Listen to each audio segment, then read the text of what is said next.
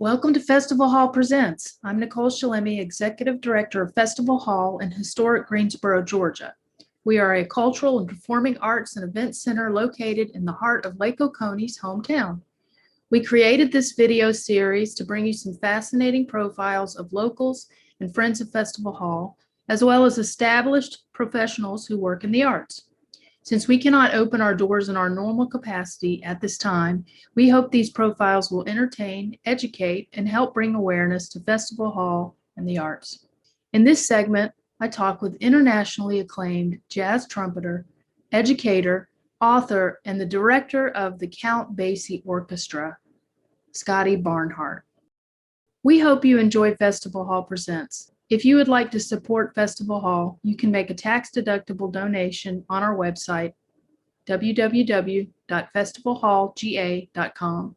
Every little bit helps us save our stage and protect Festival Hall for generations to come. Thank you. And here's Scotty Barnhart. Okay, well, Scotty Barnhart, born and raised in Atlanta, Georgia, also through Greensboro, because that's where my family's from. But yeah, I was born October 27th, 1964. And my mother and my father, both sides of their family are from Greensboro, and so when they started dating, they were able to come from Atlanta down to Greensboro and kill two birds with one stone. They could see both sides of the family. But my mom is a singer, soprano, and a pianist, and she plays organ. And my grandmother, her mother, also played piano and organ. And so I guess that's where I got the music gene, I guess, my mom's side of the family. Then my mother's uncle, my grandmother's brother, was a great artist who lived in Buckhead, and he did 30 or 40 paintings, but he was a big, big jazz lover, big, huge jazz fan.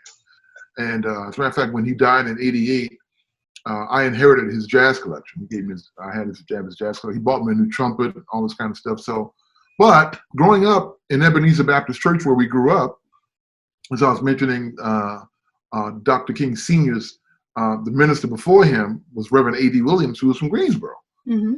And so my mom's side of the family, we've been in that church now at least 120 years, I guess, something like that. And but my mom, being the musician, I guess when I was conceived, I'm hearing her sing and play piano pretty much every day, even before I was born. So when as a kid, every Sunday being in church, hearing all of that music, and always point out that Daddy King we had 4 choirs there at Ebenezer. And we still do, I think they still do. One is called the church choir, which my mom was in. They do Bach and Handel and things like that.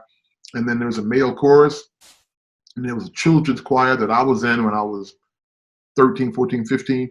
And then there's other choir that's called the M.L. King Choir that was named after Dr. King Sr., and that was like his personal choir, kind of. Each one of these choirs they would each perform one Sunday a month.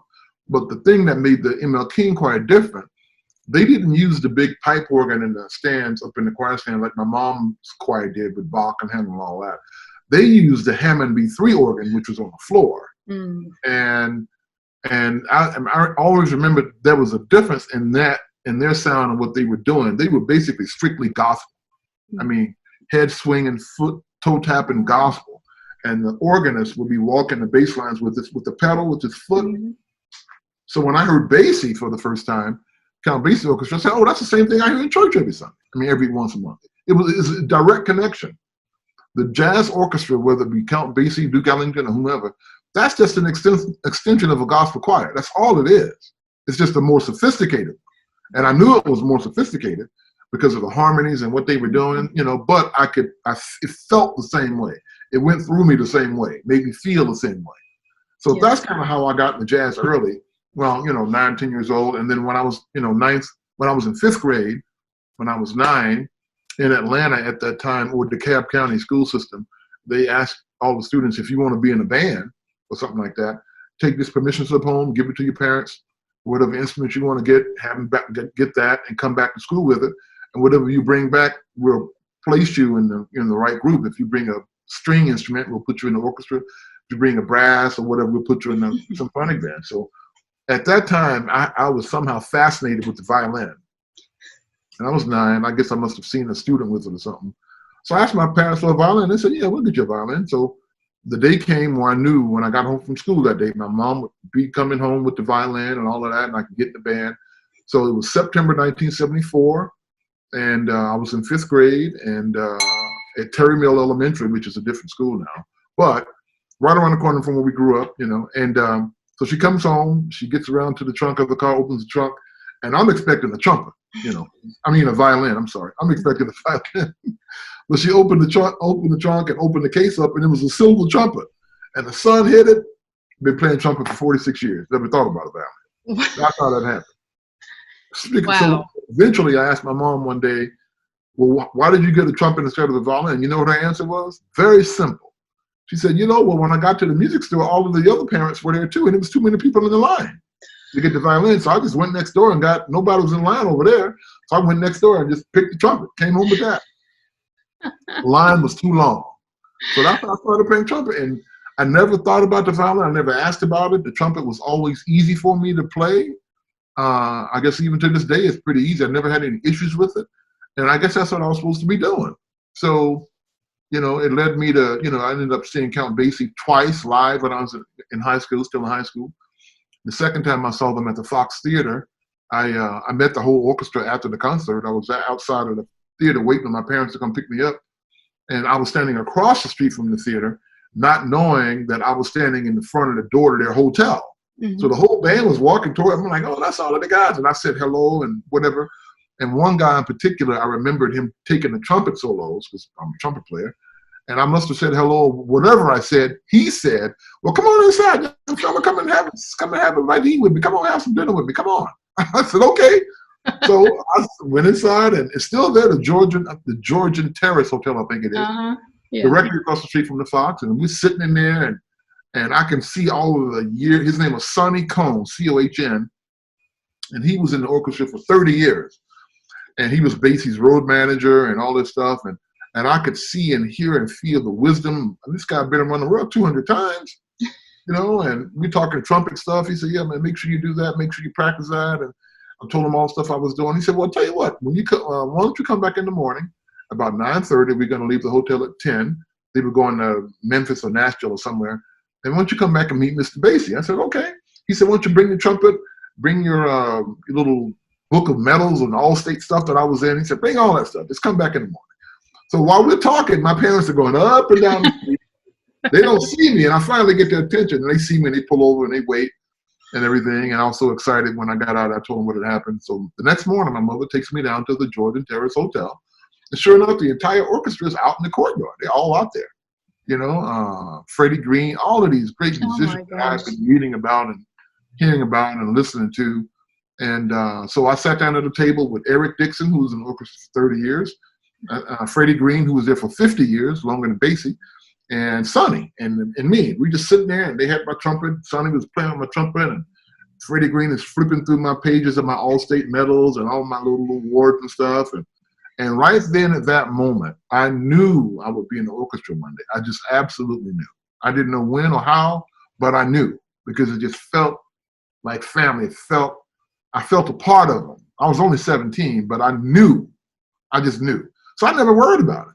So Mr. Basie, I never met him personally because he never came down from his room. Mm-hmm. I'm trying to figure out why I had to leave. I had to leave. My mom had to go somewhere or something. But I was there for a half hour, but didn't get to meet him. But I feel like I know him. So 9 years later, they called me up. But right after that meeting, the other thing that happened is that I met Wynton. I was in London in Europe on a tour called Jazz Abroad. And this tour is when this couple that used to be out of Illinois, Lynn and Joan King, they would choose the supposedly top high school and college jazz musicians in the country, put them together in a big band, and tour Europe for 3 weeks. Wow. So I got chosen to do that. So we were in Europe, and one day we had a day off, and I had already seen Wynton on television a few months earlier, which totally changed my life again. Mm-hmm. And to see somebody on the Tonight Show playing trumpet like that looked the same age as me, just was ridiculous, right? So we were in London, we have a day off, and somebody says, well, what can we do tonight? It's a group of 30 of us, what can we do? So somebody had a newspaper and said, well, there's somebody named Winston Marsalis playing. I said, oh, we go in there. So we got like Winston. 30, yeah, exactly. So we got like 30 tickets, and he was playing at Ronnie Scott's, and I sat right in the front. I'm like right there. And all of a sudden I hear everybody starts clapping. He wasn't there, they weren't there yet, but everybody starts clapping. I turn around and he's standing right here. And he said, man, I got the greatest drummer in the world. That's the first thing I ever heard him say. And then so for the next 2.5 hours, I sat 6 feet in front of his bell and heard the most incredible trumpet. I can't even describe how this was. I can't even describe it to you, the whole band, but him. And then, I have to say, the only African Americans in the place were his band and me, and maybe another person. Oh wow! So that kind of made us kind of bond a little bit, and we were talking about stuff, and so from that day on to the day, as a matter of fact, he texted me a couple of days ago. Till today, we've been tight buddies. We recorded together, played together, and my mother even threw a party for him at our house in Atlanta, and I wasn't even there. I was on the road with Marcus Roberts. He was playing at the Atlanta Jazz Festival. This is like 1990, 91. And my mom said, you think you come by? I said, yeah, come by the house. So she sent a limousine and picked them all up and had dinner and everything there at the house. And I'm in New York, Yeah. And, but anyway, so the Winton connection and the Basie connection, that's kind of how my career has been, for the last 30 years or so. I went on the road with Marcus Roberts, who was Winton's pianist for 6 years. When Marcus left Winton's band, he started his own group, and Winton told him to get me.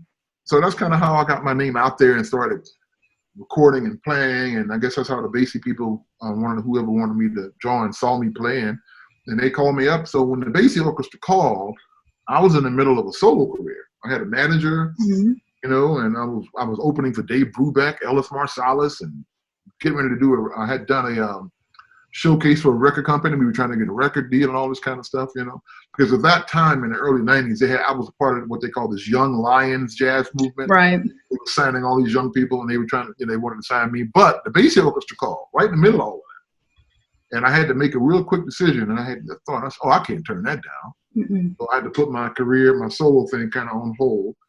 And we went to, join the Basie Orchestra. I'm glad I did. So it's been 28 years now since I joined Basie. 28? 28 Wow. next month. 28 years next month.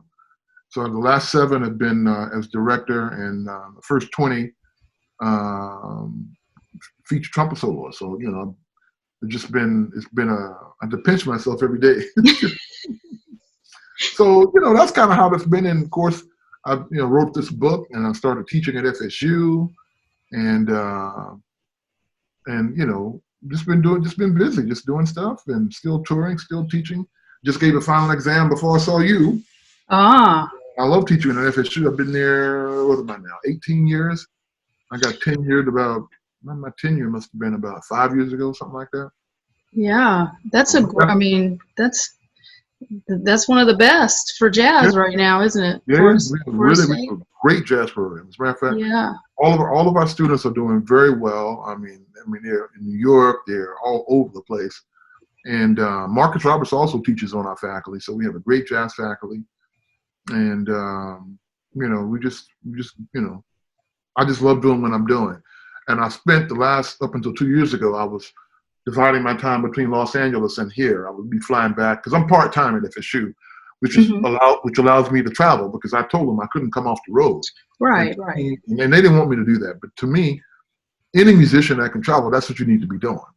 You don't need to be, if you can, sitting down 9 to 5 in one place, and you don't go out into the world and hear what's going on and perform. To me, your students don't really benefit that much from you, I don't think. So I think all jazz musicians, or any musician, if you can travel and interact with the other top people in your field on a regular basis, what just the levels of performance are and all of that, that really. So every experience, every tour that I take, I bring that right back to my students. Something happened on the road, from a playing standpoint, or a compositional standpoint, or rehearsal, or concert, whatever, and I give that directly to them. And we that way they really grow and they get real experience. And so that's why I'm I'm very lucky to be able to, be at FSU a certain amount of time, and then I still get to go and travel and learn more and more and more, Yeah. Well, the way you talk, you make it sound like it was divine intervention that got you where you are. Yeah, and I know that it was a ton of hard work, because you can't. Yeah. And I actually started reading. I downloaded your trumpet book. Oh, you did? Okay, cool. Yeah. I mean, I've never even tried to play a trumpet, but I started reading it last night, and I learned a little bit. I got through most of the introduction, and so I'm going to keep reading it. I'm a procrastinator, so I should have read it. I should have read it before. Well, I'm doing an updated version of the book now, and I'm almost done. So the book that you have, I did, in preparation for that, I did 21 interviews. Because to me, that's the most important part of the book, when you hear directly from the trumpeters what they think and what they did. And but we only put 15 in that book there. Okay. So there's another 6 that we didn't put in there, but the updated version is going to have those that you have, plus the other 6, and it's going to be a total of 50 of them. Wow. 50. I'm already done with 45. Only got 5 more to go. I'm done with 45. So I added Doc Severinsen and Arturo Sandoval, all these friends of mine, John Faddis, Nicholas Payton, Wallace Roney, Ingrid Jensen even, Claudia Roditi. So I've been working on it for the last year and a half, trying to get the rest of the interviews done. And then I'm going to write another chapter or 2, and then kind of re-edit some of the stuff that's in the first one, and hopefully it can be out by fall next year. But 50 interviews though. 50. That's crazy. Well, good. I'll have to get the second edition. Oh yeah, absolutely. It'll be bigger and better than the first. It'll be bigger and better. Absolutely. Yeah. But there were a couple of things that stood out just reading the little bit that I did. The whole idea that jazz is a lifetime pursuit, like the study of jazz is not just something you pick up and you're a master in a couple of years. Oh, no. It takes years and years and years and lots of hard work. Oh yeah. And that's the thing that a lot of people sometimes don't realize. Jazz puts a requirement on the audience too. If you don't really know what's going on, you just can't sit there at a jazz concert and figure out what's happening, especially if it's depending on the kind of jazz it is. But that's one of the reasons I also point out, that's why you don't ever see any child prodigies in jazz. You've never seen that, and you never will see that. You got 3 and 4 year kids that can come to this piano here and play Bach, Beethoven, Chopin, Mozart, whatever, but you don't have a 3 or 4 year old kid that can come and play Duke Ellington or John Coltrane, right? Miles Davis. That's just impossible to do. I mean, they're getting younger nowadays as far as learning how to navigate and improvise, and they're getting a little bit younger, but it's still not how they are in other musics. But this music is a very difficult, like the great Art Blakey once said. Art Blakey was a great drummer who went and played with him, and he had a group called Art Blakey and the Jazz Messengers. That was the name of his group. And his whole point was to groom young musicians so they'd really learn how to play this music, and then they could all go out and be leaders on their own. Everybody that ever played with him went on to be a leader. Everybody. Wynton, Freddie Hubbard, Wayne Shorter, you name it. And one of the things he said is that jazz is the highest form of performance in any kind of music. Any kind. Straight from the creator to the artist, straight to the audience. The creator, artist, straight to the audience in real time. So you don't have time to negotiate stuff. I point out all the time, as great as Beethoven was, he wrote by himself at a piano. Took months to write some of that stuff, which is great.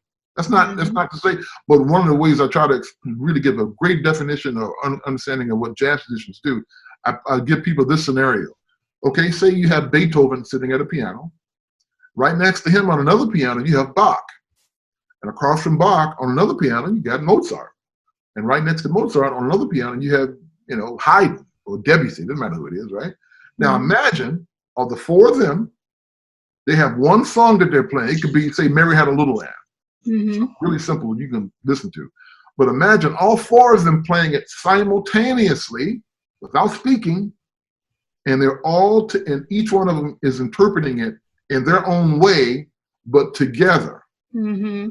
And Bach may play a chord that Beethoven likes, and Beethoven like, well, let me take them, let me add that to that chord. This is all going on in a split second of time. Mm-hmm. Rhythm's moving. This is what jazz musicians do all the time. Right. This is what we do. When you see a jazz band playing live, to me, that's the most exciting thing in the world, because what they're doing has never been heard before. What they are actually playing, the sounds that they're making, that particular sound is being made in that particular time in the history of the world. It's not going to ever happen again. Yep. And they're actually creating that, and they're figuring out how to, take things. I mean, it's just, so once you know that and you know what they're doing, you know what musicians are doing, there's nothing, to me, there's nothing more exciting.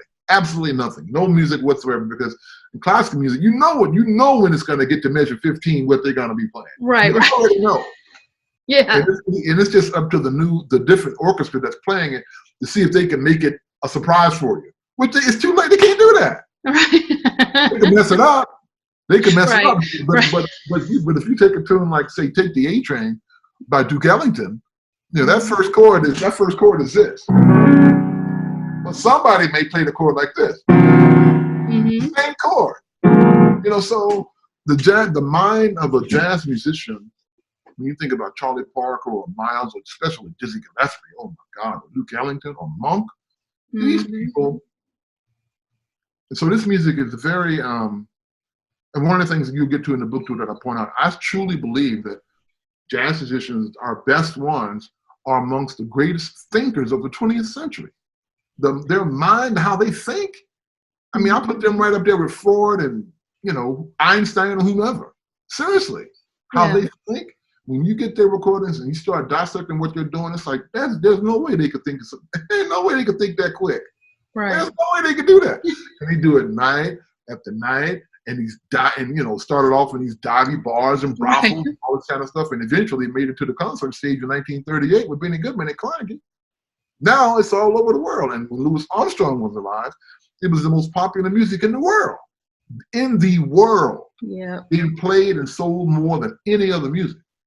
So I think, and then when you think about the fact that it was born right here in America, and in some institutions, it's still a four-letter word. I know. Wynton changed a lot of that, because when Wynton came along in 1980, 82, 83, when he won his first Grammy in classical music, then people started paying attention to jazz. It's like, oh, wait a minute. He can do both. Oh, okay. What is he doing in the jazz side?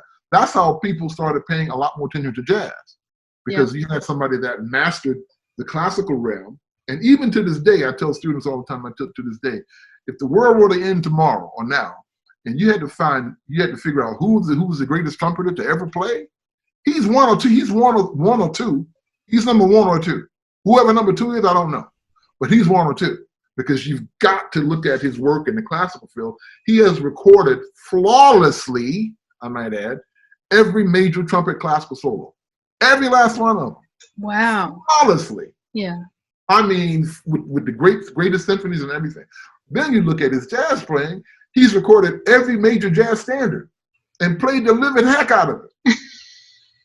Which is it is so different. It is so very different. But I think his jazz playing, like his father said, heavily influenced his classical playing, because his classical playing doesn't sound tight. It doesn't sound stiff. It doesn't sound like he's played that, it's just doesn't. He brought a whole more of a relaxed feel, a more kind of a warmth to it that you don't get in a lot of places. As a matter of fact, the guy that makes my trumpet, who makes Wynton's trumpet too, out in Portland, Oregon, I was out there in October, and he told me something that I never knew. He said, I don't know what the year was, 1986 or 87.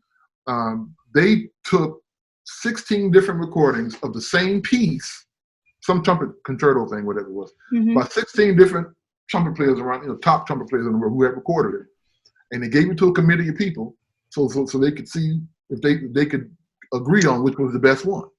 Guess who won? Well, he won. I never knew that. Wynton Marsalis, Wynton. And I said, well, I'm not surprised. But anyway. Because it had more life to it. It had more. Yeah, just, but he's influenced a lot of people. He's, like Marcus Roberts always says, that he was put on this planet to do what he's doing. Because you can't explain that level of talent any other way. And now he's writing symphonies. Really? Oh yeah, he's on his fifth one. I mean, He got a little bored. He has to write a couple of symphonies. He's writing swing. I think he's written 2 symphonies that are called Swing Symphony No. 1, Swing Symphony No. 2. He just premiered a year ago his first violin concerto for one of the top violinists in the world, Nicolette Benedetto, whatever her name is. And it's all on. You can find it on YouTube. They even do a whole documentary on the writing of it and on the premiere of it in London with the London Philharmonic and all this. I mean, so he's just. So I look at him when I see Wynton. And I've known him since I've been 17 years old. So I've had a great model of what excellence is, of what it looks like when somebody is practicing, when somebody is serious, when somebody really takes in everything they can get from everywhere they can get it, and they just work on their craft. And I always tell students, you have to have a model. Like I have a lot of some student might say, well, how do you play high notes? How do you whatever? I'll say, well, who do you listen to that does that you like? And if you find out if you have a model, then find out what they do, what they practice on to do what they're doing. Yeah. It's like if you want to be a great quarterback, well, why don't you go to one of Tom Brady's quarterback camps? Look at what he does. So if you want to figure out how to be a great basketball player, go to Stephen Curry camp or LeBron James camp or something. Have a model of somebody that's already doing what you want to do. And I've always had that. I've always known what a great model is for a big band with the Basie Orchestra. I've always had a great model for trumpets, whether it be Wynton or Severinsen or Freddie Hubbard or whomever it may be. I've always had a good model that I could look at and use as a stepping stone, so to speak, to try to figure out how I could become part of what they're doing or have my name mentioned in the same breath as theirs. Yeah. So that's kind of what I'm doing these days. Now you're the model for some of your students, I imagine, and other people across the globe. Yeah, and I don't take that lightly. I mean, I know when I play and when I do record and all this kind of thing and tour, I definitely get that. And I just try to do the best I can. I try to make sure that I'm displaying the fact that I'm a good trumpet player. I always try to be a good trumpet player first and foremost, regardless of the music I'm playing. Do I look like I know what I'm doing? Do I sound like I know what I'm doing? I have to make sure I do that. And I still work on my fundamentals. I still practice. I still do all of those things I've been doing all along. I didn't get to a point and say, okay, I don't have to practice. And I just walk up to the gig and play. Yeah. So, I know people, especially young musicians are very impressionable. And I just try to give them the right information. So. Mm-hmm. Have you ever had a point in your career where you just were unmotivated? No. Or have you... Good. So you've always been, yeah. I mean, because the music is too powerful and too life altering to not be able to find something in it. I was telling somebody a week or so ago, even sometimes when I don't feel like being inspired, I'll hear something that'll perk me up. Even if I'm just tired, I don't even feel like listening to anything. I'll hear something like, oh, now I'm in a good mood now. I didn't even feel like being in a good mood. You know what I mean? It's crazy what music can do for you. So for me, being a jazz musician, I just wish everybody could feel what that feels like. I can't explain to you what that feels like when you are on stage. You have no music, but you know what you're going to play. You have a theme or you got the melody, you know what you're going to play. But as it's being created, to hear that and to be a part of something that's actually being created for the first time, I can't explain what, I just wish people could, it not only has a cerebral benefit, just, like intellectual brain food, so to speak.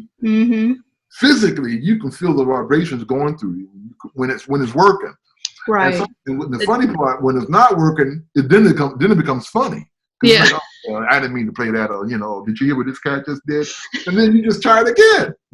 Right. So, but to go around the world and play all of these great concert halls and have that feeling every night, you're a lucky man, huh?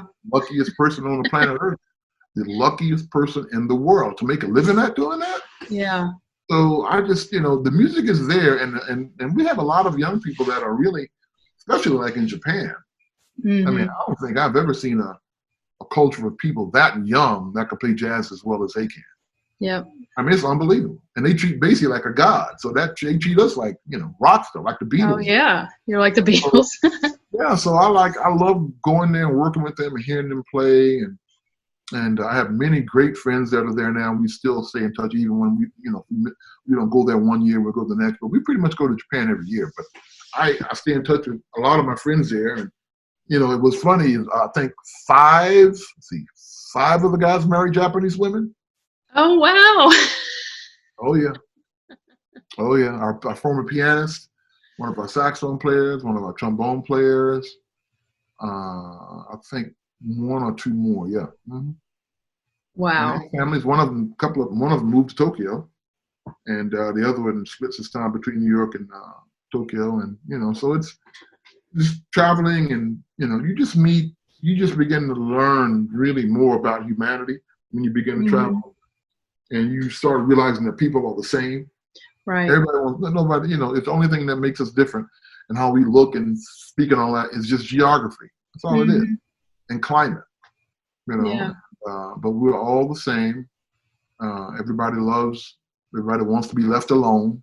Yeah. Nobody wants to be forced into doing whatever they don't want to do or eating whatever they don't want, whatever. And the music is what kind of joins us and makes us realize that. And so it's just, I remember the first time I went to Hiroshima, and to be in a place where we dropped this atomic bomb that instantly killed 140,000 people. You go to the War and Peace Museum and you see the photos of it. It's just, oh my goodness. So jazz has made me into a world citizen. All 50 states, all continents, every country in the world except maybe one or two. And to know that music was created right here in this country, and a large part of that was denied and ignored, but you go to, like, a lot of jazz musicians left America and they moved to Europe because they were more appreciated. Oh yeah. Sidney Bechet has a big statue of him in Paris. An American musician has a statue of himself in Paris. Winton has one too in Marciac, this town in Marciac in France. But anyway, nowadays with the Zoom and everything, how we can keep in touch. So I keep in touch a whole lot easier with Facebook and stuff like that, with musicians all over the place. And we just stay in each other's lives, find out what's happening, and, weddings, births, whatever. It's been really cool. You've had a rich life. A very rich life. Yeah. Well, how do you, with your job as an educator, what is your main goal as an educator? It's to pass on the information that I've been given. I've been fortunate to play with a lot of great people, from Sinatra to Winton to Dizzy Gillespie to Tony Bennett to, Freddie Hubbard, Clark Terry, Sweet Edison, all these great musicians. And my job is to give that information to my students. And not just the trumpet students, but all of them, and so I've been really, it's unbelievable the amount of information, when I think about it sometimes, that I've been fortunate to get. And sometimes it's just from observing somebody, or not talking about music, but talking about life, and realizing that was the lesson. Yeah. Like with Freddie Hubbard, like the great Freddie Hubbard, we never talked about trumpet stuff, and maybe sometimes, but we just laughed and listened and watched the Lakers play. We were, hanging out. We were just hanging out and laughing, and I realized how funny of a guy he was, and how that just hanging with him was the lesson that I learned. Meaning, the music part of it, if you're supposed to be a professional, you need to do that on your own. You need to figure stuff out. You need to, and if you have a question, then you ask somebody. Right. But you don't go to these masters and hang around them. I can't imagine if Einstein had a protege that every 5 seconds that protege was asking Einstein to define a problem. I think that student would be observing and watching how he conducted his life, and where the science fit, how it fit in his life. That's what I figured out. I started figuring out, okay, we're hanging with these people. Like me and Winton, we play football. We're not thinking about, trumpet. We played touch football one time. And he was laughing because he outran me one time on something. I was like, what are you talking about? What are you talking? So we argued. So the life part of it for me is what, those are the lessons that I give my students too. You know, sometimes we can sit in a lesson and I can tell, okay, we need to stop trying to play. I just need to talk to this person. I need Yeah. to talk to them about, you know, I need to find out what it is they're trying to do.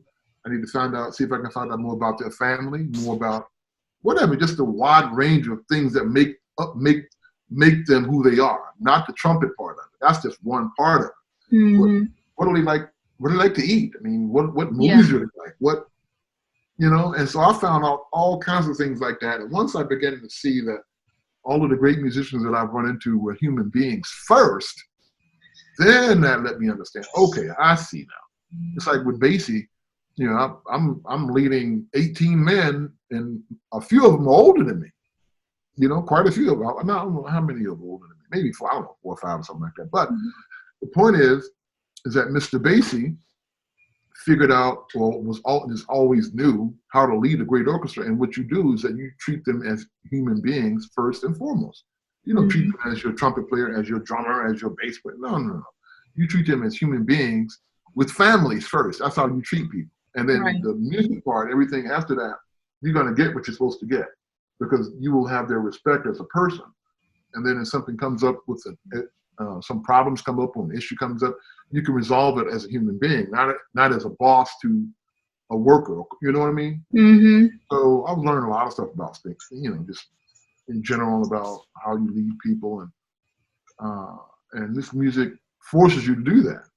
It forces you to confront all of your issues as a person, because at some point there will be exposed. Yeah. And Right. So yeah, I've been very fortunate. You yeah. What an interesting life you've had. Mm-hmm. And so tell me some memories, just getting back to Greene County. I know you spent some time here. Do you have any fun memories of? I mean, look, the Barnhart side of town over on Maple Circle, you know, every house in that circle is a family member's house, because my family owns that land over there. And then my great grandfather, Millard Barnhart, Millard Barnhart, the land where the high school was, or is, was the school that my dad went to, F.T. Corey High, I think it was called. Mm-hmm. He owned that land too. He donated that land to the city for 100 years. Wow. Yeah, that land was owned by the Barnharts. So growing up, I heard some of those stories. I remember one time, my dad, this is when I was maybe 7 or 8 or 9 or something like that. I was supposed to cut the grass one day at the house, you know, in Atlanta. But something came up where I wanted $5 to go do something, or go to the store with buddies or whatever. So my dad said, "Well, did you cut the grass?" I said, "No." He said, "Well, let me tell you something, boy." He said, "Look, you have a brand new lawnmower down there, and you won't even cut the grass. Let me tell you something. When I was in Greensboro growing up, we were so poor that I used to have to get a pair of scissors and cut a blade at a time. That's how poor we were." And then to find out all these years later, they had a Barnhart hotel. They had a Barnhart grocery store, right where the bus station is, right where not far from where you are. Yeah. They had a Barnhart hotel. They had a Barnhart barbershop. They had a Barnhart grocery store. So I had no idea about all of that. So when we were kids growing up, we'd be there, you know, at least always during the summer months for at least, you know, 3 or 4 weeks at a time. And then every other month we drive down on a Sunday after church or something like that, see the family and all that kind of thing. And again, my mom's side of the family, they lived on the other side of the tracks over, I don't know what area it's called, but we would always go visit her aunts and all of that. Mm-hmm. And then we go back over to where my dad's side of the family is. That's where all my cousins, we're all the same age, we all grew up together. So it was more fun with them, because there were no young people over where my mom's side of the family were. And now, you know, my cousin Randy, you know, who's he and I just a few months apart. So it was 10 grandchildren to Ed and Allie Barnhart. And we're all, I think the youngest was my late cousin Newly. I think he would probably be 45 now if he were alive. Oh. But we all grew up in the 70s, and holidays there. I learned how to drive a lot down there, because we could get on one of those, just drive. And we used to ride our mini bikes, on motorcycles, and We used to go fishing. As a matter of fact, the last time that I ever went fishing in my life was in Greensboro, and I'm not going ever again because of what happened. So I'm not going again. Uh-oh. We were in one of these ponds. It was before the Oconee River was built. So it was one of these ponds on one of these dirt roads somewhere, you know. So me and Randy and 4 or 5 of my cousins, we were with my grandfather who's fishing. We're going fishing. So I'm like 8 or 9. And I'm telling you, I was just telling the story the other day, and it's a trip too, but it's true. So my grandfather used to walk out into the middle of the pond up to his chest in the water and fish like that. With overalls on, with his big boots on. And he's standing in the middle of the pond to his chest, and he's fishing. He's just, you know. So this particular day, he's out in the middle like he always is. And me and my cousins, Randy and all of us, we were on the bank, you know, on the dry land, on land, standing there watching him. And we have our reels. We're trying to learn how to do it and all this kind of thing. And all of a sudden, and this is clear in my mind now as it was when I was 9, there's this huge snake that's in the water coming up behind my granddad with his head right above the water, you know. And we started screaming like, "Granddad, snake, snake!" And we started screaming to try to get him to see a snake. And I'm not exaggerating when I tell you what my granddad did. This is what he did. He said, this is a snake. He went back to fishing. So the snake, and I'm not exaggerating him when I tell you this, Nicole, the snake stopped cold in the water, turned his head towards us, and started coming towards us. So I'm sitting there watching this, and I'm not lying here. Randy backed me up. The snake got about 7 or 8 feet from where we were on the land, the dry part, leapt out of the water with his mouth open, and it came flying at us. I swear to God, I'm not making this up. And this snake, I remember the inside of his mouth was white and pink, so it must have been whatever that is. And the body of it was black and black spots and gray like that. And so obviously we start screaming and running. So not only do I have a snake coming at me, it's like right lined up with me, not over here, but like right in front of me. So I start running. I was trying to run. But at that time, Randy, he's standing to my left, he had already had his reel out trying to throw his reel. So he jerks that back, and when he jerks that back, the hook gets caught in my back. Oh, no. So not only do I have a freaking hook in my back that's painful, I'm trying to get out of the way of a snake. So look, that's why I don't deal with snakes to this day. I just can't, because that whole thing is in my mind. That's traumatic. That's what I'm saying. So I can't. So it's like if I see a snake on TV or in a magazine, turn the pages, it's like, you know. So I had to kind of. I'm better at it now, but that happened when I was 9 years old. So I haven't been fishing since, and that's been when I was 9. So anyway, Greensboro does have a lot of memories, and that's one of them. That's one of them, man. We still joke about it to this day too. When I see Randy, we'll get on that subject. And one day we had a family reunion, and we had the Barnhart family reunion every year in Greensboro. I think we were in our 85th now, something like that. But every 3rd Sunday in August since the 20s, you know, or 30s. Wow. And we just missed this one because of the COVID, but we'll hopefully have it next year. But one time about 20 years ago, we had the family reunion, and every year it's at a different relative's house on Maple Circle. Every year it's somebody's house different. So this particular year, it was at our cousin. Her name was Reba, and one of my dad's aunts, just on Maple Circle. So the day before, Saturday night. One second. I can't get this. Let me just stop it. Hold on. Maybe she'll stop. I'll give it a moment. Do you need to get it? No. I'll call her back. Somebody's trying to FaceTime me. I can't do the FaceTime.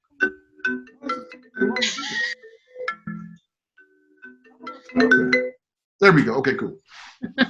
Anyway, this is his last snake story. So the day before the reunion on a Sunday, every time on that Saturday night, it's just like a big party. Everybody's outside and they're cooking the food and the kids are playing and all this stuff, you know. And so this is what we're doing it like we always do one night. It's right when it got dark, all of a sudden, and my dad and my uncles and everybody, they're in the backyard of the house cooking all the food. And everybody else is in the front yard and hanging out and playing. All of a sudden, we hear like 50 And I mean like non-stop shotgun blasts. Just pow, pow, pow, pow, pow, pow. One of my uncles comes running out of the back. He's like, what the hell is happening? So what happened was one of my uncles went to go move like a plank of wood, like this big plank of wood or something. And he lifted it up, and there was a den of about 50 or more rattlesnakes in it. It was a family of like a den of them. And so, of course, they go get the first gun they can get. They just start shooting. I mean, they were standing on the hood of the car. Oh, my. I mean, so, you know, I'm telling you, Greene County, when it comes to snakes, I don't know what's up. Y'all need to fix that. Oh yeah, like every year there's like a picture on the front of the paper with somebody holding a rattlesnake that's like 18 feet long, you know, every year. Man, oh my God. Look, one of my friends here in Tallahassee, he's like a son to me, and his house, they just had a house built off of 10 acres, so they had to clear the 10 acres. So they built a house and they moved in, and one day he was getting ready to walk into his front door, and there's a 6-foot-long yellow diamondback thing on his front porch. And they got a baby in the house, and it was right in front of the door. And so he said the thing kind of like charged at him. He got a thing, and I mean, and that's like 5 miles from here. Yeah, so and you've got the big ones. I mean, you've got the eastern diamondback rattlesnakes. That's what it was too. Those are no joke. Yeah, exactly. And it's and so they live in a wooded kind of an area. Yeah. So that's part of his habitat, you know. And yeah, of course. Just, you know, but what can you do? What can you do? Yeah, I just kind of we'll see one every now and then that. And as long as they're not on our porch or in our yard, I tend to let them go because I feel like it's their Of course. I had one question. I'm trying to let's see.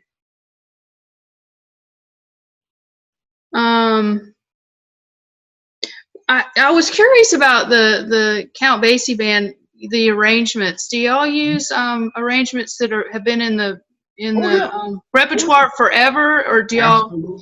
Absolutely. We use. I mean, some of them are exactly how they were back in 1935. Some of them have been tweaked a little bit, but yeah, for the most part, we use the same exact arrangements that the orchestras had since the 50s. You know, 30s, 40s, and 50s. And new arrangements, when they come in, like I was having to explain the other day, is that Basie he had a select few people that he allowed arrange for him. Not everybody could write for the orchestra because they didn't really know how. Even the ones that did know how to write for the orchestra, Neil Hefti, Quincy, Frank Foster, whomever, Basie would still edit it if he felt necessary. Need to change something, go take something out. No, we're not doing that, and put that back here or whatever. So when I get new arrangements today, I have to make sure that Basie would have played it. And there aren't that many people alive today that know how to write for us. So I get new music sometimes, and sometimes we'll play it, and I can tell in 2 seconds if they know what they're doing. And it's a very specific way of writing rhythms that you have to know how to write for the orchestra to allow the musicians to remain relaxed when they play. Certain arrangers, when they're writing for big bands, they just write any kind of way and expect it to come off that way. But you have to write it that way. You have to write it so the musicians, when they play a phrase, it'll just fit. It'll just sit a certain way. So Frank Foster, the Quincy Joneses, the Ernie Wilkins, Thad Jones, all these great arrangers, they knew how to do that. So when I started studying arranging, those are the people that I studied. Study why did Quincy write this note on the end of 4 here instead of beat 4? There's a reason for that. Just that little difference can make or break how somebody would react to it if they're dancing. Like Sonny Cohn told me, he said, "Look, man, this is a laid-back orchestra. When you got to think about people dancing. When you're playing for them, you don't want them out there dancing stiff. You want them out there relaxing. They could hold their, that's how you have to write to make them do that. So the Count Basie Orchestra is no accident that, like when Jerry Lewis did that movie Cinderfella in 1960. Have you seen Cinderfella? No. Oh, you got to see that. It's the male version of Cinderella. Oh, it was the number 1 movie in America in 1960. So remember, like in the original Cinderella, when it comes to the big ballroom scene, like the major scene in the movie, well, that's a dance scene. So Jerry Lewis could have gotten any orchestra on planet Earth for that scene, but who did he get? He got Count Basie. But they were only heard on audio, and that's called The Errand Boy. Okay. And then another movie they were in a few years after that is called Sex and the Single Girl with Lauren Bacall and Natalie Wood and Henry Fonda, I think.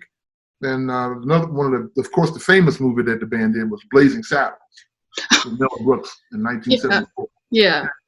So, when it came to dancing, again, this orchestra has made people want to dance.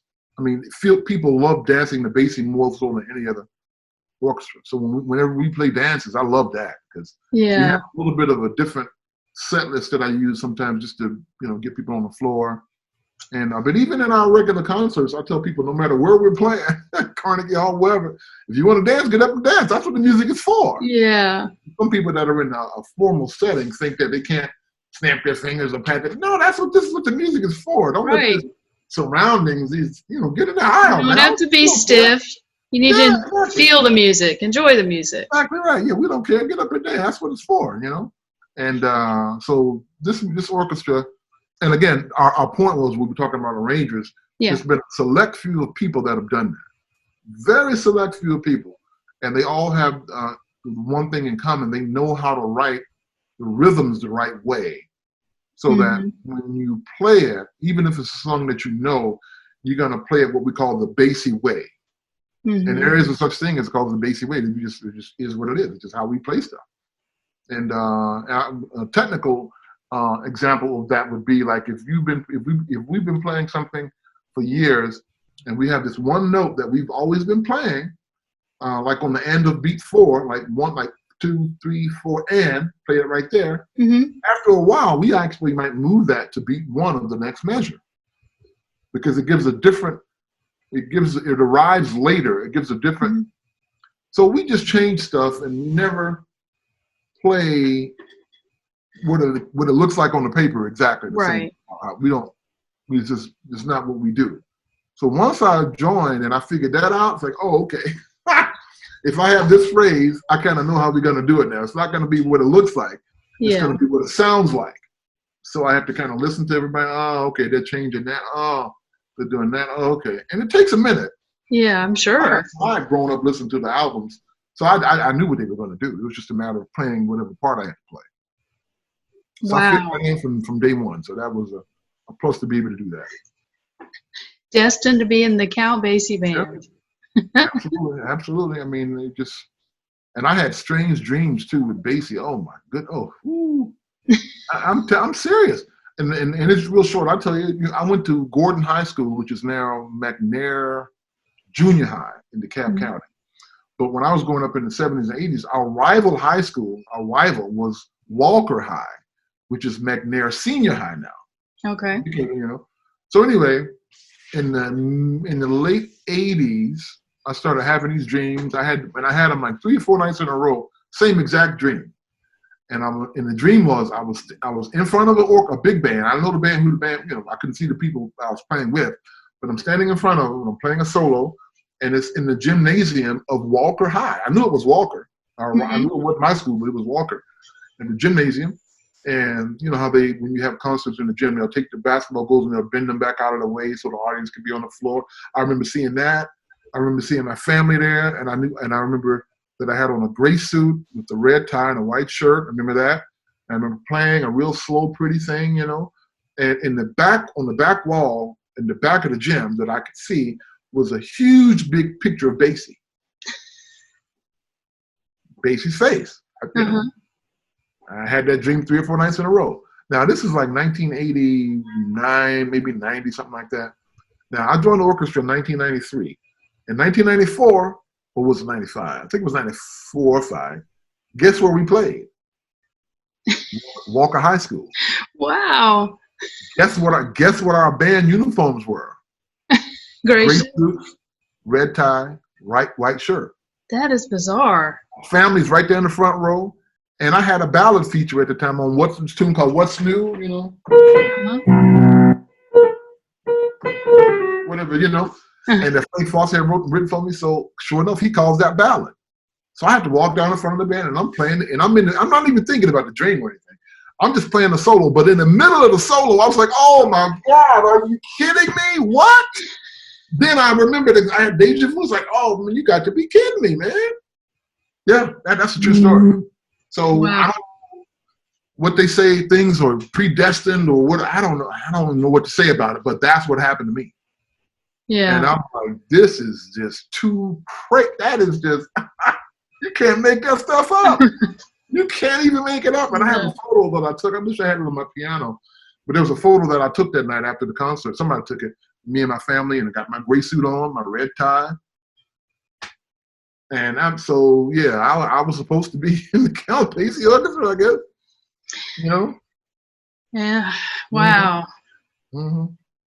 And then once I got there, I wasn't even thinking about being leader of it, but I guess because of all the stuff that I was doing, they realized it before I did. Basie's son, who was our CEO at the time, and Frank Foster and the older guys there, they realized that in my generation, there's only one person that's an expert on Basie in my generation, and that's me. It just happened. It just worked out that way, you know? And so they came to me and said, you going to be ready in a few years? Like, what are we talking about? Then they explained it. I was like, oh my God, I almost had a heart attack. I couldn't believe I wasn't thinking that far ahead. I was just trying to do what my job was in that particular immediacy of time, being a trumpet soloist, and I was the light and sound guy. I was the union rep. I was all of this stuff.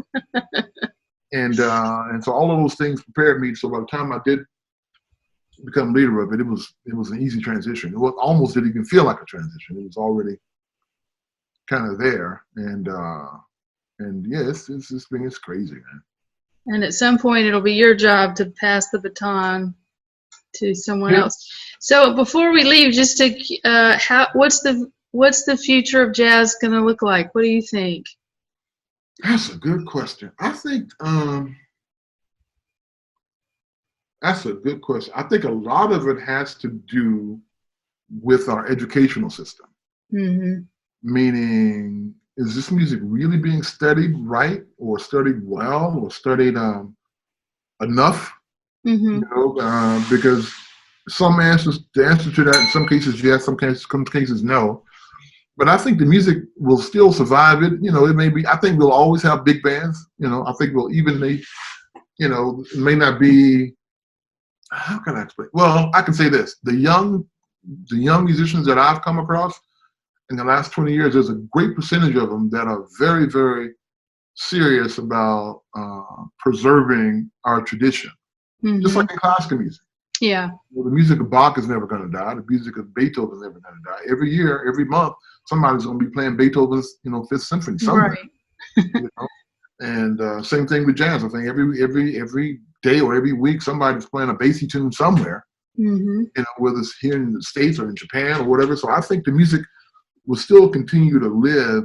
But I think a key element of that is the educational system and the priority that the instructors or the school board or whomever they are place on the arts. Right. Not just jazz, but dance and, drama, all of that. So I think as long as we can make sure that our representatives and these people that are in positions of power understand how important the arts are, then we'll be good. But as soon as you get people in there that don't have any clue what the arts are, don't know how they help to give the world a soul, a conscience, art gives the world a conscience. Right. That's what it is. That's what art is. It makes you think about stuff, and it makes you see your position in the world. So as long as we have great artists, great musicians, it's all a collective. It's not just musicians here and they're trying to do something to make the world better, and then there's artists over here, and then you have drama and actors and actresses. It's all the same thing. We're all trying to. One can't exist without the other. Like I was in St. Petersburg the other day at the Salvador Dali Museum on Monday. I was at the Salvador Dali Museum on Monday to see a Dali exhibit and to see a Van Gogh exhibit they had there and a Frida Kahlo exhibit. But what I noticed was, as I'm walking around looking at all these great paintings from Dali, they had jazz playing. And I said, wow, check that out. I mean, really, I couldn't believe it. When I realized what was playing, I said, are you kidding me? Then I got it. I said, okay, whoever runs this place, they know what they're doing. Right. Because it's all connected. Yeah. It's all So, you know, like in my apartment here, you come into my house, I mean, you see photos of musicians on it, but I got a Picasso in my bedroom. I'm a print, of course. I mean, a copy, but I got a Picasso, I got a Dali, you know. So all artists, I think, embrace other artists' work to an extent to where it can inspire them. Yeah. Like I'm reading. When I was there, I bought one book on Dali. It's called The Collected Writings of Salvador Dali. And in the first paragraph, he says he considered himself more a writer than he did a painter. I said, what? You got to be kidding me. So I'm reading. So artists, musicians, we are a very, a very varied people, I guess you could say. I haven't met one professional artist or musician that didn't have wide interests, whether it be geography, whether it be history, whether it be, you know, painting art, whatever it may be. And I haven't met an actor or an actress that wasn't well versed in jazz or well versed in, you know, classical music or even whatever it may be, you know. So I think the long answer to that question, I think jazz will be around. I think as long as we have musicians like myself, although I didn't play with a lot of masters like Ellington and Basie, but I have played with the people that played with them. I know what those people represent. I didn't play with Miles, but I played with people that have played with him. Right. So you're keeping this exactly right. So all my responsibility is to pass the knowledge that I've gotten straight to the next, you know, group of students that I have, you know, no matter what instrument they play, and just tell them and show them what life is, and then eventually they're going to do the same thing, and then they'll do the same thing. And that's why we're still talking about Bach 400 years later. Right.